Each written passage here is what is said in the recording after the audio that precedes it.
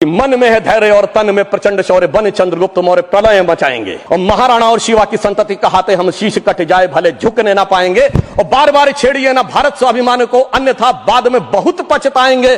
सौगंध मां भवानी की उठेगी ललकार, जब आपके घरों पे चील कौवे मंडराएंगे। और ये आपने देखा, ये बालाकोट में भी दिखा, ये सर्जिकल स्ट्राइक में भी दिखा। तो तब हमारे विरोधी क्या कहते थे? आदमी मरे थे कि कौवे मरे थे, पेड़ गिरी थी कि बिल्डिंग गिरी थी। इस प्रकार के मजाकिया बात करने वाले लोगों को मैं बताना चाहता हूं कि भारत की व्यवस्था, अभी एक विषय का उल्लेख आया हमारे साथी ने, मैं एक बात पूछना चाहता हूं। वोटर डुप्लीकेशन की बात हमारे विरोधी उठाते हैं। मैं कहना चाहता हूं, अगर वोटर डुप्लीकेशन की बात करना चाहते हो तो पहले सिटीजनशिप डुप्लीकेशन तो क्लियर कर लीजिए।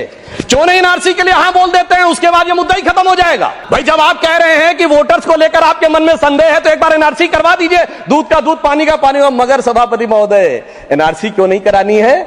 उसका कारण यह है कि पिछले चुनाव में सबसे बड़ी जीत कहां पे हुई है? असम की धुबरी सीट पे कांग्रेस के नेता रकीबुल हसन 10,25,000 से जीते हैं। और असम के जो हमारे साथी यहां बैठे होंगे, धुबरी को मिनी बांग्लादेश कहा जाता है।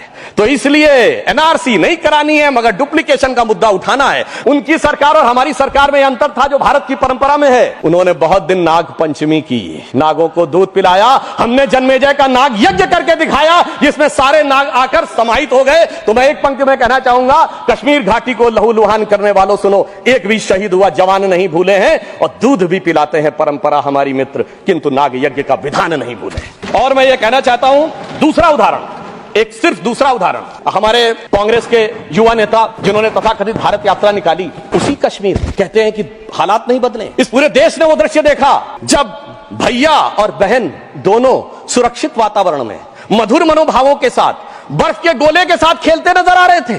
और ये वही कश्मीर था जहां उनके गृह मंत्री के पैर के नीचे धरती फटी जा रही थी। इतना बड़ा बदलाव भी दिखाई नहीं पड़ता। मैं पूछना चाहता हूं मेरे भाई कि अगर आप ये कहना चाहते हैं वही कश्मीर था जहां इसके झंडे दिखाई पड़ते थे, जहां पाकिस्तान जिंदाबाद के नारे दिखाई पड़ते थे, वहां पर अगर आरजी और पीजी दोनों एक साथ सुरक्षित थे, एसजी भी खुश रही होंगी, मुझे लगता है जीजा जी को भी खुशी का एहसास होना चाहिए।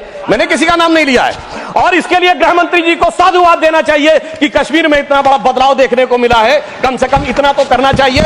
और मैं अपने साथियों से कहना चाहूंगा, जो उनके नेता बोलते हैं डरो मत, हकीकत का सामना करो कि कितना बदलाव आया है, इसको स्वीकार करो, डरो मत। डरने का काम देश के विरोधियों के लिए छोड़ दो हमारी सरकार में।